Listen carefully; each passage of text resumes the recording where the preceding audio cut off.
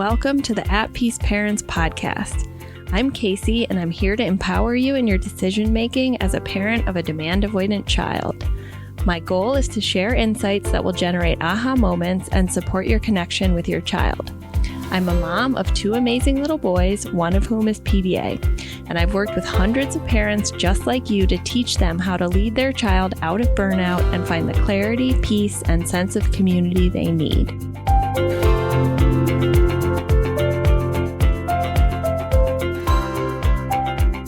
How many times have you heard the phrase, just say no to your PDA kid? Or it might be something like, just set a boundary, just take away the iPad, just make them eat, just turn off the TV, right? Many of us have heard those phrases and felt very triggered by them and not understood exactly how to respond or how to articulate what the truth of our situation was as a parent of a PDA child or teen. So this was certainly me 5, 6, even 4 years ago, where I felt like I understood intuitively that boundaries and limits and saying no to my child were often not worth the cost to what would happen in response, what would happen to his basic needs. But I didn't have the language, the logic, the causality, or the ability to articulate it, right? I just knew that when I was trying to support him to pick up the toys, in our house, our rule is that if we make a mess with the toys, we clean it up and or clean it up together, like sharing the demand. At the time, I didn't have that terminology. But what would happen? I would encourage him to clean up the toys. I would scaffold him to clean up the toys. I would get frustrated that he wasn't cleaning up the toys.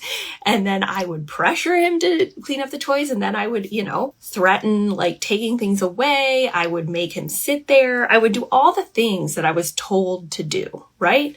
And what would happen? He would go into not just resistance, defiance, meltdown. He would go into a full-blown panic attack. He would turn into like a feral animal in the sense that he was in his animal brain, his survival brain, and he was unable to think rationally. He was in his survival brain because I was pressuring him, right? And so as a result of trying to be consistent with picking up a few toys, it was resulting in 1 hour of him screaming and thrashing and being scared of me. Like I would try and soothe him and he wouldn't be able to be soothed and he would lash out just like a scared animal would. At the time, I did not understand why.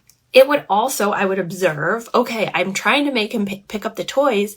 The toys don't get picked up, right? The problem doesn't get solved. We both feel terrible. And that night, his eating would decrease and his sleeping, right? So as a mom, I intuited, and I think many of you that are listening here have felt this, that your will or your consistency or you're trying to implement rules in the household could never outpower or outlast or out-consistency your PDA child or teen. Why? Because your willpower can never overpower another human's survival instinct. The survival instinct will always win because we are designed in an evolutionary way to have our nervous systems and our subconscious mind respond in ways that will keep us alive, right? And that's just going to keep happening if we're perceiving that we're in danger or we're in life threat. So I experienced this as a mom, but for years, I could not explain it because it didn't make sense to me. I knew that it happened. I knew that there was a link, but it was only when I came across PDA and the logic of the PDA brain and nervous system that I started to be able to give language to what was happening, right? And for myself, put some structure around it. So I started to understand two things as really important to understanding why this was the case. First, as we've talked about before, the neuroception or the subconscious perception before the frontal lobe and the conscious brain comes online, the neuroception around safety, danger, life threat.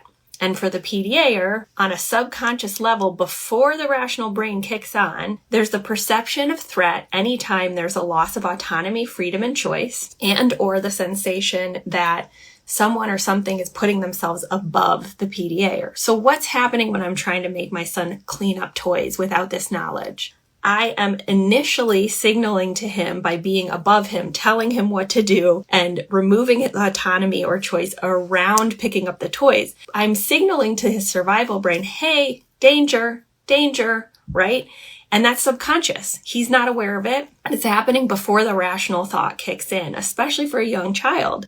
And so it's telling his nervous system, hey, respond in a way that will keep you alive, okay?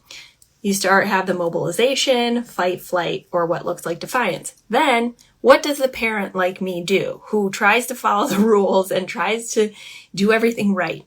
I double down. Nope, you have to clean up the toys with me. I'm going to help you, but we're going to do it together. And I dig in my heels. All of a sudden, the neuroception is not just danger. We're moving into life threat because the root cause of what's telling the nervous system, hey, go into fight or flight, I'm increasing it with my boundary and my rule, right? And then the second logic, which is so important for parents to understand, is the cumulative or fluctuating nature of this. So every time that neuroception is perceiving threat or life threat, it's sending the nervous system in the body into that panic state. And sometimes it's internalized. We don't see it. Sometimes it's like a whoop, and then it goes down. But it builds over time, and we don't always see how much has built up in the system and how close they are to their threshold of what they can tolerate for how much their nervous system activates before they tip into full-blown panic and or, if that happens consistently, burnout. So this is something I did not understand, right? And I couldn't articulate to people, like, I can't just say no. Right? If you're listening to this as a podcast, or raise your hand in the car as you're driving to get groceries, like, yep, I've had that same feeling of like, I can't just say no, but you don't know how to explain it to people, right? So before I understood this logic, I was doing things that weren't necessarily worth the cost of what was happening inside of him. Like, I had a rule around, like, I need to be consistent in making him put on his shoes and socks or else he'll never learn, right? So I'm doubling down on like, nope, you need to be independent. You need to put your shoes on. You need to put your socks on. You're old enough. You need to learn that skill because that's what I was told to do as a parent. You need to eat what's on your plate. You don't get to eat dessert. If you don't eat what's on your plate, you don't get to eat anything else if it's not what's on your plate. You have to come grocery shopping with me because my husband's not there and we need food. You need to put on your seatbelt, right? These are all normal, quote, normal parent things where it should just be, just do it, right? For us as parents of PDA children and teens, we have experienced the cost of setting off our child's nervous system to a degree that it has put them into burnout and disabled them from accessing basic needs. And so it isn't just a question of just say no for us, right? So how do we deal with this? Well, what do we do, right? How do we stay sane? How do we structure our thinking? How do we even begin to wrap our minds around having a family that's functioning and safe for everyone involved? I think this is the key question for parents who are raising a pathologically demand avoidant child or teen, especially those of us who have children who externalize and who go more into that fight flight rather than freeze, shut down, or fawn. That being said, the logic of what's going on in the nervous system is the same regardless of expression. And so it might feel less intense in some moments, but the implications for the child are still the same, right? So the key constraint that I believe everyone on this call who believes their child is PDA or, is looking through that lens of a survival drive for autonomy, all of us, myself included, I experienced it this morning trying to get the kids to camp. We are always activating or accommodating our child or teen. There is no gray space. There is no in between.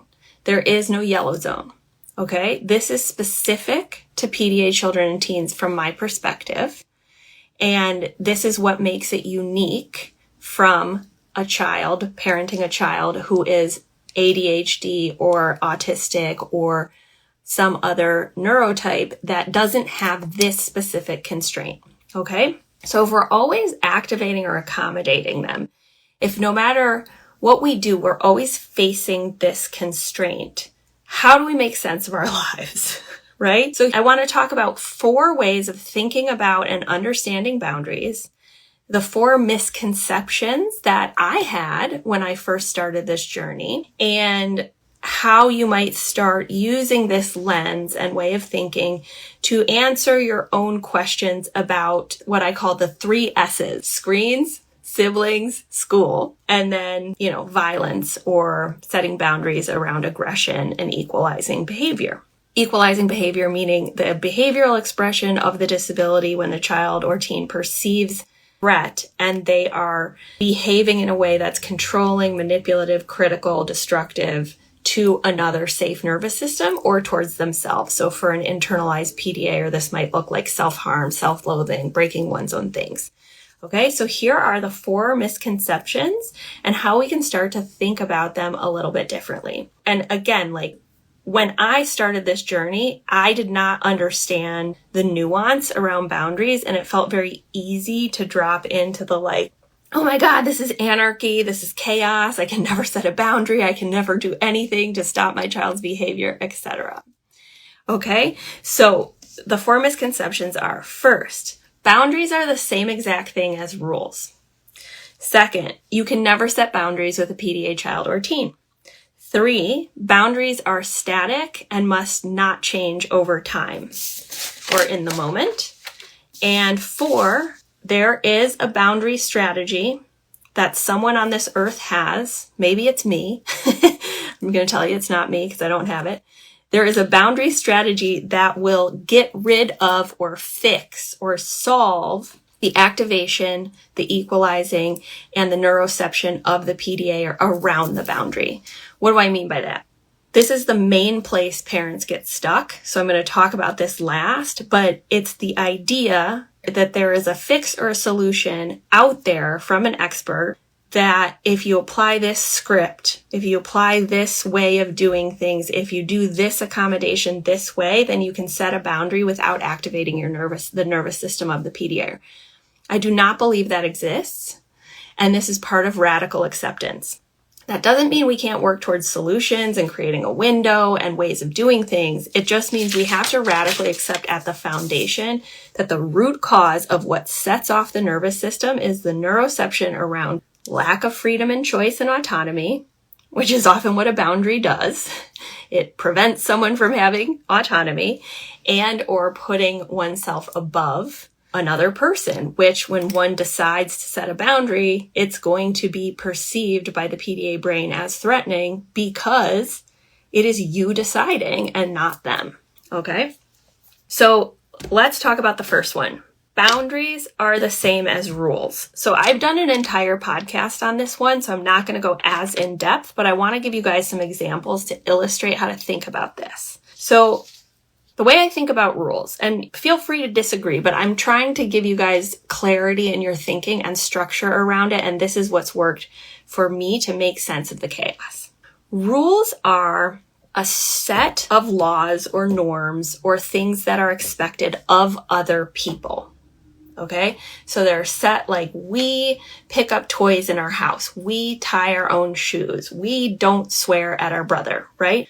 And those rules are focused on what the other does, right? So the PDA child or teen versus a boundary, which is at its core what you do in response to a situation. It has much less to do with trying to control others, which I've learned through this journey with my PDA son and have become deeply spiritual about this aspect of you can never control another human. It's not your task, right? And this has rippled out into many areas of my life of I am not going to focus on trying to control other people. I'm going to focus around what I can do. Okay, so what does this mean in real life, right? I'm going to give you a simple example just to illustrate it. A child is pulling the leaves off your favorite plant, or they're destroying like your tomato plant, or they're, even if it's not intentional and equalizing, they're just sensory seeking and like dismantling something that you're doing, right? And the rule would be like, we don't break other people's things, right? And so in that situation, the response to the rule would be like, hey, stop doing that. Hey, stop breaking my plant. Stop pulling the leaves off the plant. Okay, but what is that doing? It's asking them to change their behavior, right?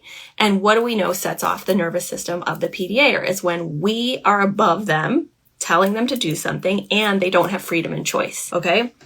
Which is excruciatingly hard as a parent, okay?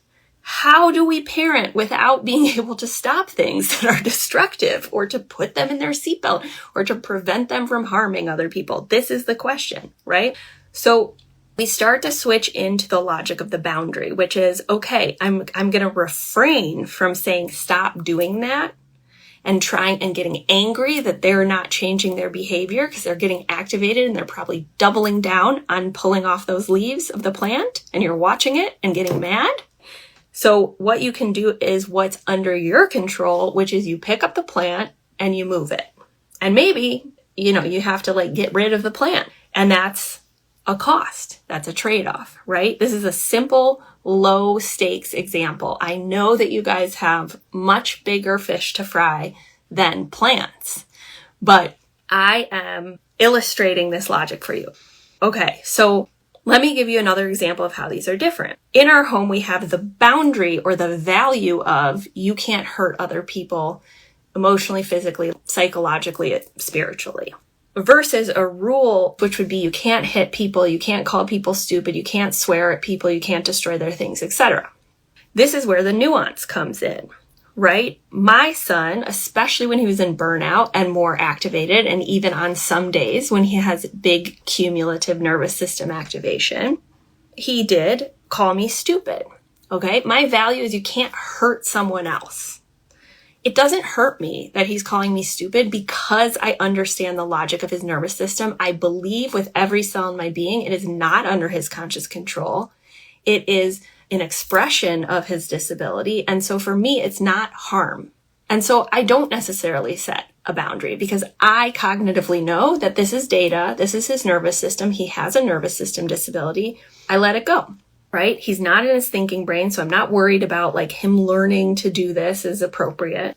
And then the same action, calling his brother stupid, may require a boundary. Why? Because my 5-year-old doesn't have to accommodate him. It's not his responsibility. He doesn't have the cognition to understand the nervous system disability. And therefore, I may do something different. I may remove the non-PDAer and talk to him about it. I may even signal saying we don't use the word stupid, knowing that it's going to activate the PDAer and maybe make him say it more because I have chosen to signal safety and values to my younger son. Okay? These are choices about what I can do in response. So, for example, with a teenager, and I've coached families on this, right? We focus so much on like, it's time for you to get off the iPad. You need to get off the iPad. You've had too much iPad. I don't want you watching these shows or, this violent content or like, they're showing addictive behaviors, right? And so we're faced with this activating or accommodating choice. It is a constraint that we face as parents. There isn't an in-between, right? If we set a boundary, it will activate the nervous system. And if we accommodate, it still might activate the nervous system because they're engaging in inappropriate content that like is setting off their sensory system and their emotional regulation. So instead of the rule of like, you have to get off the iPad when I say, or, 7 o'clock is when we turn off the iPad. And if this is working for you, keep doing it. Just ignore me. But sometimes we have to get in the mindset of like, everything I say and try and control of their behavior is actually making it worse. So I need to focus on my boundary, which means what I can control, right? So instead of focusing on like, you need to do this, controlling Others, I might turn off the internet or set filters on, right? And here's the kicker, and I'm going to talk about this in number 4. This strategy is not going to negate the activation of their nervous system, because no strategies that any of us have make PDA go away. Okay. And I just want to be really honest about that, because I feel like, especially with our program coming up, it's like, oh, Casey's going to give some secret sauce or some magic bullet that she doesn't share on Instagram to solve this problem. But I don't have a magic bullet, right? It's a way of being with your child, and it's a way of lowering their overall nervous system that supports transformation. But in the moment, I don't have a boundary script that's like, if you say this, they're not going to activate, because if they didn't, they probably wouldn't be PDA. I'm just being honest. Number 2, you can never set boundaries with a PDA child. It can feel like this, right? And I certainly felt like this many times and still sometimes do. But sometimes we have to set boundaries. What does that mean, though? We are going to experience their big nervous system activation, and there will be a cost. There will be a nervous system cost. So, for example, I'm just going to give you more extreme examples so that you can see that I face these things too. You know, there were times when for 3 years we had to separate our kids entirely. I'm not advocating for you to do that. I'm just telling you the truth of my story. It was not safe, the degree of equalizing and targeting against my younger son. So even holidays, including Christmas, we would take separate trips. We would always have a parent on one kid. And we have had au pairs and like other adult support in order to facilitate this, okay? But sometimes Cooper would jump out of the car and run into the home and try and target his like 3-year-old brother. And we would have to intercept him and remove him, right? Because it was risk mitigation for actual physical harm, right? That's a boundary, what we do in response. And this did not solve the meltdown. There was a meltdown afterwards, and we had to use our accommodation strategies to de-escalate it. But in scenarios where it's going against the values of your family or the sustainability of your family, like, you know, if your mental health is so affected by your child being up all night, then we need to explore what boundaries might look like. And in burnout, it might not be possible. I'm just being honest.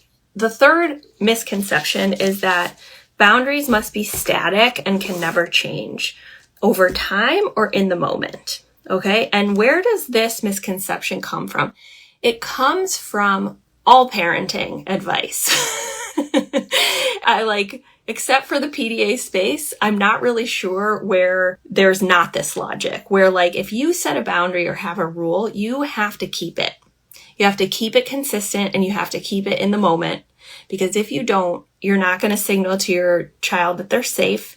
You're not going to be in control, and they're actually going to feel less safe and misbehave more. That's the conventional wisdom. It is present in the neurodiversity space. It's present in the gentle parenting space. It's present everywhere. And that's fine. It's the right logic for a lot of kids. In fact, I would say the majority of kids. But we're not talking about the majority of kids. We're talking about our kids. And our kids are unique. Okay?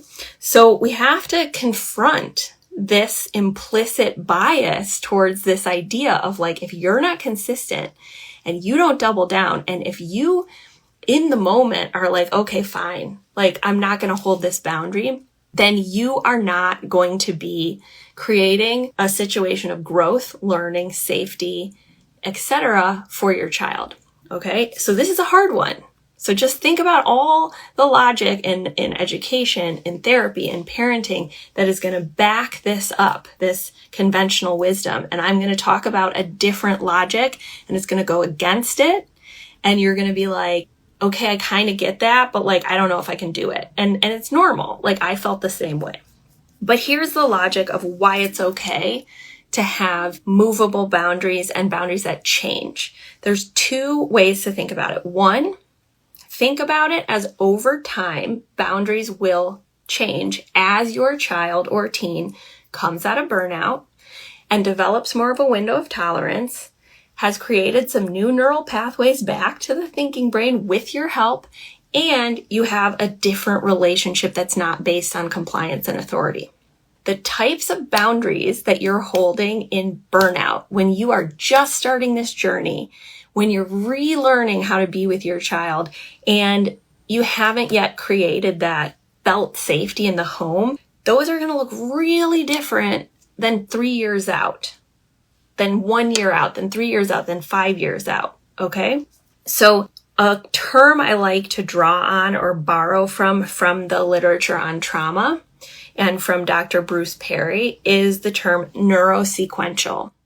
So what a brain can do depending on what part of the brain it is. Okay, so there's a lot of similarities to the trauma-informed work with understanding like what our brain can do at different points. So if your child is hanging out here in that red part of the brain, the survival brain, they're not understanding cause and effect. They can't access empathy. They can't learn. Okay, they're in survival. So there were things, for example, when my son was in burnout that I allowed, that I didn't set boundaries on, that over time, as he developed a window and our relationship changed, I changed those boundaries. Okay, so for example, he used to run through the kitchen and slap me and slap the trash can, and like, he still does this, but without slapping me on the behind. But I wouldn't say anything in the moment because saying something activated him so much. He would growl, he would hiss, he would say, stop talking. And the cost of doing that was so high that it wasn't worth the boundary. Okay, because we were reestablishing our household. Additionally, like he needed so much undivided attention and constant signals of nervous system safety that, and I'm sure many of you have experienced this, like I didn't have time to eat because I would start eating and he would start escalating because he didn't have my undivided attention. And so I would eat standing up, and I had a bad practice of like only eating frozen foods and like not getting all my meals in because I was so focused on this cost benefit of like, if I take 5 minutes to eat, he's going to destroy things and attack his brother. And it's not worth that cost to me because I didn't have other caregiving support the first year and a half. Okay. My husband was working. So what does this look like now? Much different, right? I will say something if he does that. And if he asks me to play with him in the moment, like, let's go in the basement and like throw the football. My boundary is, I'm happy to do that, bud, but I'm going to take 10 minutes to eat my dinner. I would not have been able to do that 5 years ago. Okay, so this is what I mean by over time and neurosequential, of understanding 3 things. Is your child in burnout? Are you brand new to PDA? Do they have a window of tolerance, right? If your child's in burnout, you're brand new to PDA, or I would say, honestly, within the first 3 to 6 months of shifting your paradigm, those things are going to make the cost of those boundaries higher than they will be when they have a window of tolerance, where they'll still activate with a limit, but it won't necessarily tip them over into that full-on fight, flight, freeze, collapse. Boundaries can change in the course of a day.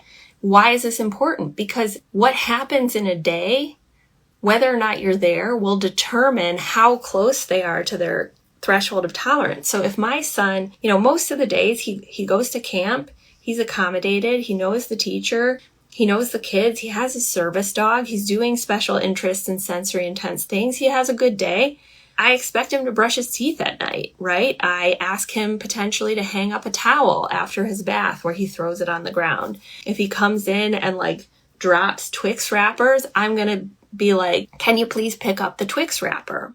However, I might not realize what happened at school that day or at camp that day. Maybe he had a situation out on the playground where, he saw a kid cheating. He told them, they refused to change their behavior, normal kid stuff, but it's going to be perceived as threatening. So it's going to build up in his system.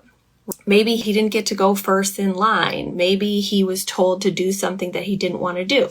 Normal stuff. Right? But it's going to accumulate in his system. So when he gets home, I might not be aware. I often am, because I can tell by his body movements being more jerky. I can tell by his tone, his facial expression, how much he's talking, the indicators. But sometimes I don't know, right? And I might say to him, hey, bud, can you pick up your Twix wrapper? And he might be like, stop talking. And then I'm like, oh my gosh, that's data. He's near his threshold. Something must have happened today. And so I take away the boundary. I'm just like, don't worry about it. I got it. And then I inquire later when he's calmed down, like, hey, did something happen at school? It seems like your body's having a hard time, right? And then we can connect on it rather than me doubling down on like, if I say you have to pick something up, you gotta do it, right? Because sometimes we don't know how much cumulative nervous system activation our children have, and it's a fluctuating disability. So the fourth misconception, and this is, I think, one of the primary places that parents get stuck, myself included, and where we start to get into the topic of radical acceptance, is the idea, and I mentioned this already, the idea that there is a boundary strategy, a script, a technique, a tactic that you can employ to make your child not have activation around that limit, that boundary. This is the seeking that we all do. The seeking of, is there a way to make my child not PDA? And even if we're not consciously aware of this or would never say that out loud, most of us are doing that. Not because we don't love our children or on the surface accept that they're PDA or neurodivergent. It's that we don't want to accept the trade-offs, which are harrowing trade-offs of like, if I set a boundary with my child, they're going to start throwing things and chasing me into a closet where I have to hide because they're so activated. And like, I know not all of you are at that level, but I've worked with families where they are at that level, right? And so there is no strategy. There's no like, here's a script for boundaries. And if you do it, it's going to make this easy. It's not going to be easy. That doesn't mean we can't set the boundaries. What we have to do is we have to start thinking about that constraint that we all share, the activating or accommodating, and accept it, right? If I set the boundary, if I say no, there will be activation. Is the cost worth it? And often when we start to do this, we realize we have two really shitty options. Neither of them are good. Not setting a boundary means like our younger child is basically getting abused, and setting a boundary means that the child has an impact on basic needs. Maybe they're up all night. Maybe they react in a big meltdown. Maybe they engage in self-harm, right? And so it's this impossible situation where we're like, what am I supposed to do? This is like a rock in a hard place to the nth degree, right? So it's very hard for other people to understand this truth that all of us live with day to day to keep our families safe and well. So how can we make sense of this? How can we move forward? How can we get unstuck? I'm going to introduce but not teach you entirely a tool which is called cost-benefit decision making. So again, when you're searching for solutions and like, maybe I should read this book, maybe I should follow this creator, maybe I should like go to this workshop, and please do if it's helpful. But like, if you find yourself in that seeking, the frustrating process of like, I'm looking for the answer, I'm looking for the solution, the first mindset shift of like, okay, if this is screens, siblings, school, violence, self-harm, all these things, I might need to take a step back, and instead of focusing on solutions, I might need to get back into decisions, right? Because that's what's actually happening of like, there might not be a solution, but we can make decisions. And so with cost-benefit decision-making, there's really 3 steps that I teach parents to outline. And, I'll continue to teach on this, but if you guys want to practice this and apply it to your home, we do that throughout the Paradigm Shift program. But what this cost-benefit decision-making does, the first thing you do is you accept your constraints, okay? So feel free to do this if you're listening on the podcast. If you're not driving, take out a piece of paper and at the top, write down the constraint that we share. I'm activating or accommodating my child. This is what makes my parenting unique. This is what makes it different than other parents with neurotypical kids. It's different than a parent with an ADHD kid. It's different from a parent with an autistic child. Doesn't mean it's better or worse. It's just a unique constraint to us. Okay, that constraint we all share. Then we have constraints that are unique, right? You might be a single parent. You might be in a geographic area that doesn't have a lot of support. You might live in a foreign country where you're not allowed to unschool, like Germany. You might have a partner who is not supportive. Your finances might not be ample. You might not have family around. You might have a child from a marginalized identity. Maybe they're a Black child, and non-compliance in public has a higher cost than if you have a white child. These are just constraints that we accept, right? These are just truths. And we're not going to judge them. We're just going to make them clear. And your constraints will be absolutely unique to you. Maybe you have childhood trauma. Maybe you're PDA. Maybe you're ADHD. Maybe, whatever your constraint is, you're going through a divorce. All these things, we write them down of just like, here are my constraints. I cannot change any of these in the moment and perhaps never. Some of them we can readdress. Some of them will just always be how they are. Those are our unique constraints. Then we take a specific question of like, what should I do when my child is stealing the toys from my younger sibling? Or what should I do if my teen is engaging in pornography and won't stop looking up like these more and more distressing content on their phone? We take that question. We have our constraints. Then we do a cost benefit with scenario 1. Setting a boundary. What are the costs to the PDAer's nervous system? What are the benefits of setting a boundary? It can be both, right? The example with the teen. The cost of setting the boundary will activate the nervous system in the moment because you're removing autonomy and putting yourself above them as the decider. However, the benefit might be that they're not emotionally distressed and copying what's in the content. And so actually there's also a benefit to the nervous system. And then we want to look at the net. Then we put it within the cost benefit of the family. We talk about the cost benefit to the mom or the dad, the lead parent, cost benefit to siblings, and we outline it all. Then we do the same thing for not setting a boundary. And then often what you're going to see is 2 shitty options. In both scenarios, we're facing that constraint of like activating or accommodating. And then this is where movement happens for parents, and this is the core of the Paradigm Shift program. We start to radically accept, I have these 2 choices, neither one is great, I'm going to move forward with one, and I'm going to accept that there isn't a third option. And when we do that, the energy starts to shift. We start to allocate our energy and focus away from seeking solutions that don't exist towards ourselves again, so we can access our agency and our resourcefulness within the constraints that we face. Because we're raising children with a nervous system disability, and so we will have trade-offs that other families don't, okay?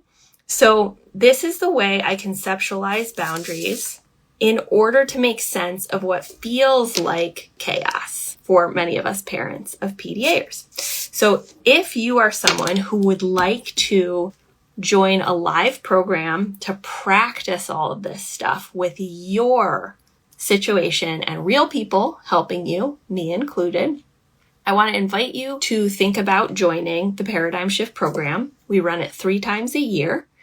So it's a large group program, but it's a live program, and it's awesome and all comprehensive and wonderful. And if you want the details, we will send them to you. Okay, I hope that's helpful. See you guys soon. Bye. Thanks everyone for being here with me at the At Peace Parents podcast. This is your source for all things related to understanding, supporting, accommodating, and advocating for your PDA child. To go deeper on any of these topics, check out my course offerings and masterclasses at the website www.atpeaceparents.com. To completely transform the way you think about and relate to your child and to bring peace and stability to your home, join us for the next cohort of the Paradigm Shift program.